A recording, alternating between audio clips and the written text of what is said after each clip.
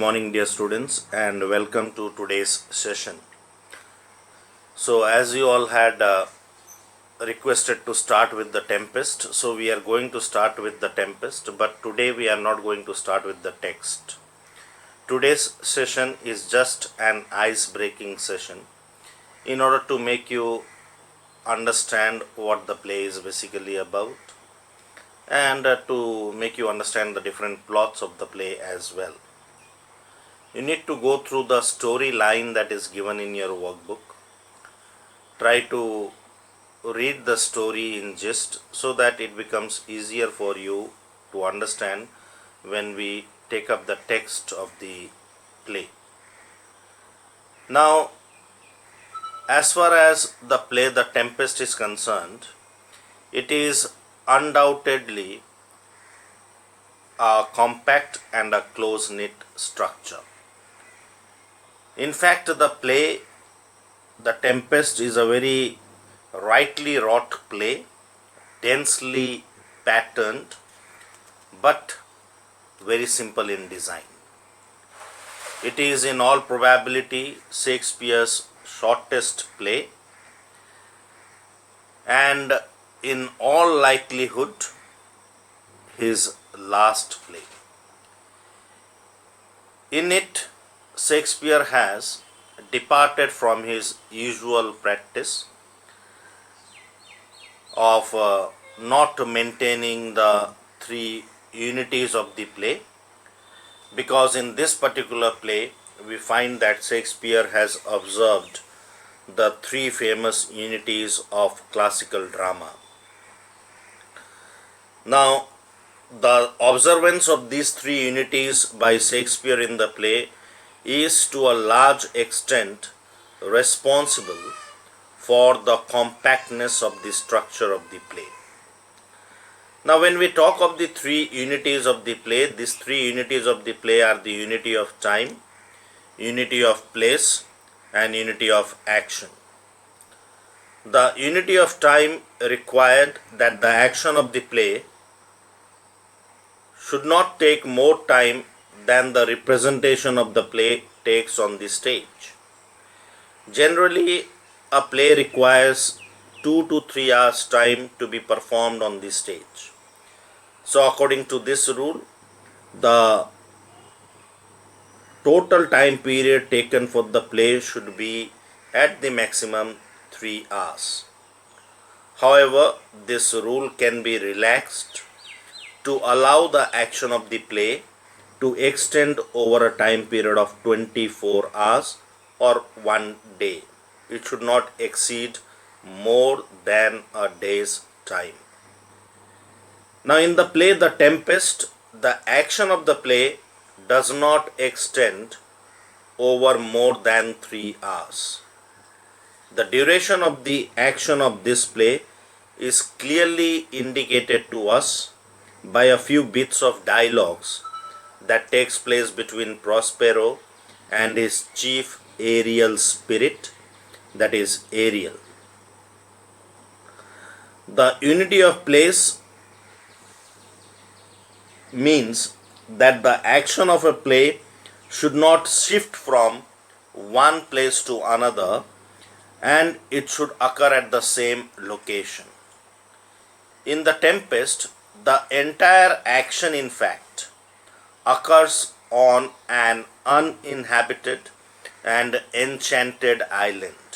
Enchanted island because it is a home to many spirits, and also we find that there is practice of dark magic on that particular island. Prospero, in fact, is a king, a duke who turned to be a magician, and that is the reason why this island is also referred to as Prospero's Island. Of course, on the island we move from one place to another part of the island, but we are never required to leave the island at any point in the course of the play. Now, when we refer to other plays of this dramatist, that is Shakespeare, we find that the action extends over the time period of one day. Sometimes it extends to months, like you have done The Merchant of Venice, where the action of the play extended over a time period of 3 months. And in some plays, it extends over years. Similarly, in most of the other plays of Shakespeare, you will find that the scene of action shifts from one place to another. Like in class 10, you did Merchant of Venice, the action was not confined to one particular place. In fact, it shifted from Venice to Belmont and Belmont to Venice. It is only in The Tempest that the unities of time and place have been strictly observed. And then we move on to the unity of action. The unity of action means that there should be only one single plot in the play, and that the plot of the play should not consist of two or more threads. In almost all plays of Shakespeare, the unity of action is violated because the plot in those plays is not single. Refer to Merchant of Venice, you find there are two main plots, the bond plot, the casket plot. And there are many underplots, subplots, threads to that main plot. Lorenzo Jessica love affair, okay. Bassanio Portia love affair, then Graciano Nerissa love affair, ring episode, okay. Then the episode of Lancelot Gobbo and his father Old Gobbo. So all these are the different threads to that main plot. In almost all other plays, we get multiple plots, which may consist of one or two main plots with three or more than three subplots or underplots. But in The Tempest, we also do not have a single plot. Here we have one main plot, which relates to Prospero's treatment of his enemies.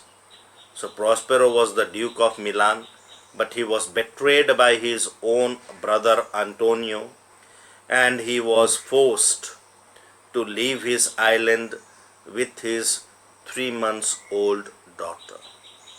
And then he takes refuge in that uninhabited island and becomes the master of that island. But now the chief purpose, chief concern of his life is to take revenge, to make his enemies realize their mistake. So he was revengeful, but Prospero's revenge is forgiveness. He makes his enemies realize their mistake, and finally he forgives them for their mistakes. And at the same time, there are two or three subplots. Now these subplots are the courtship and the betrothal, the marriage of Ferdinand and Miranda, the conspiracy that is hatched by Caliban, who is half human and half beast, against Prospero's life, and the conspiracy, the third subplot, the conspiracy hatched by Antonio and Sebastian against the lives of Alonso and Gonzalo.